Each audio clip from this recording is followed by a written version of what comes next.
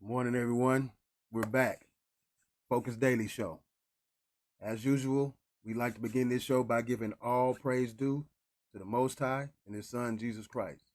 It's through them that I am being sent with this truth as a chance for redemption for all. The Continental Railroad was complete. You know, on the streets or maybe in penitentiary or jail circles, the word railroad means you have been completely disenfranchised, completely derouted, completely fucked over. And the continental fucking over of the indigenous people of America, the Afro-Americans, was beginning to be complete.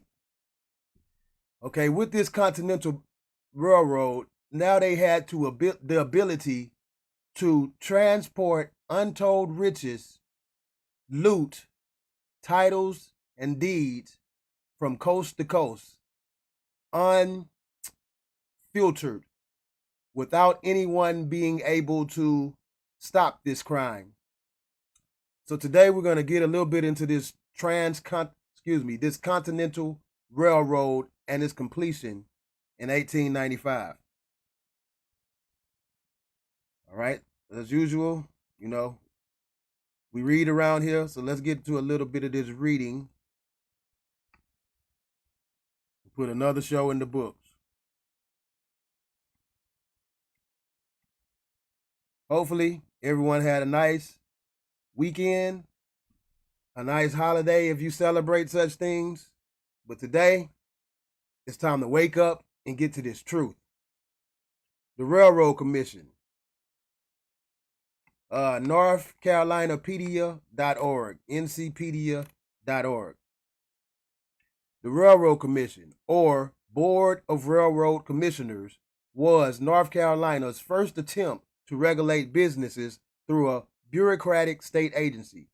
The commission was established by the Farmers Alliance dominated legislature of 1891, primarily to reduce freight and passenger rates on interstate railroads and to increase the taxable value of railroad properties. Okay, it was at this point that they began to corporatize certain entities across this newly forming democratic nation of states.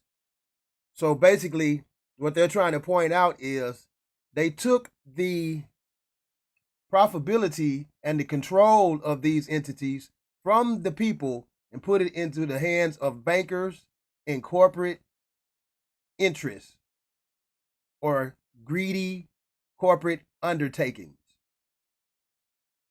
Let's continue. The statute creating the commission, drafted by the Farmers Alliance Caucus and its leaders, Marion Butler of Sampson County, was molded on similar laws in Georgia, as well as the Federal Interstate Commission Act of 1887. The 1891 Act provided for 3 commissioners chosen by the General Assembly to serve 6-year terms, whose major responsibility was to set or approve maximum passenger and freight rates for the state's railroads. I know it seems like we're just getting into the business of railroading, but what we're actually getting into is how corporate interest groups disenfranchise the people and maximize their greed on the backs and souls of the people. Bear with me, people. Standard rates were generally derived from the comparative process in which the commission attempted to keep profits in North Carolina similar to those of railroad companies in other southern states. Okay, let's scroll down a little bit and get to this white supremacy. After the Democratic Party's successful white supremacy campaign of 1898, we're fast forwarding a little bit, the 1899 General Assembly abolished the Railroad Commission and promptly established its place a nearly identical corporate commission whose membership the party could not control. Let me go back and do that again.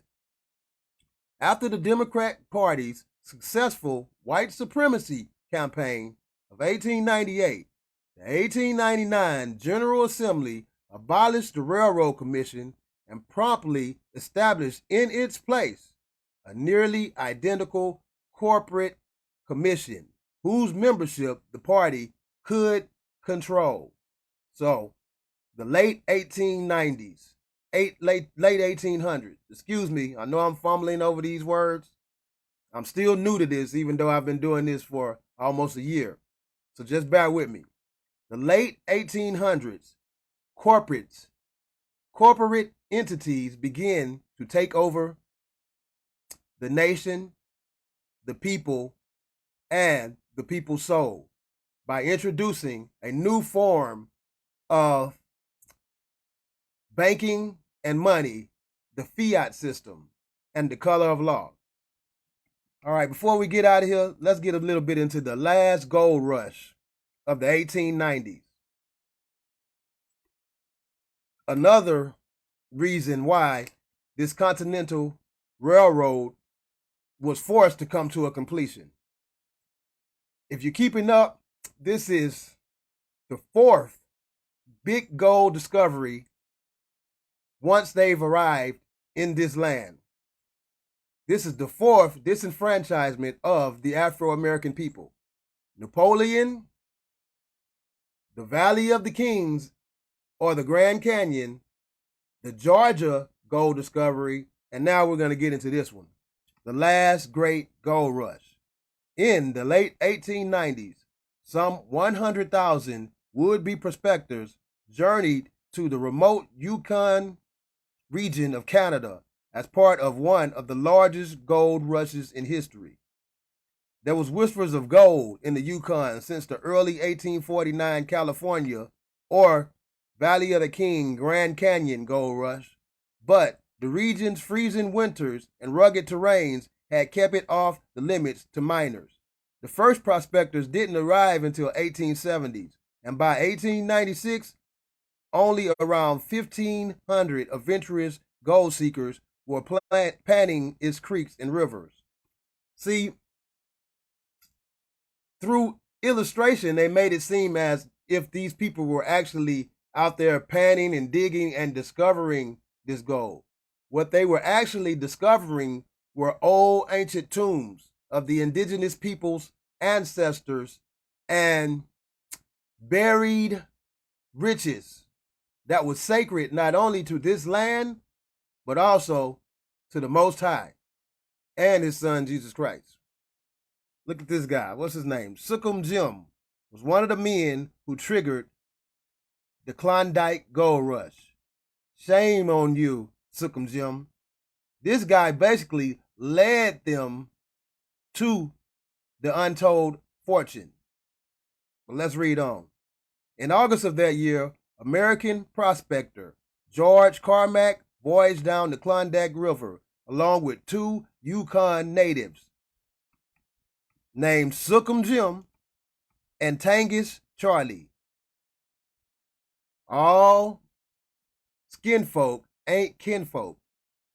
During this era, it was plenty of our own kind willing to stab us in the back for a chance to be a part of this new company, and as of this point, corporate interests.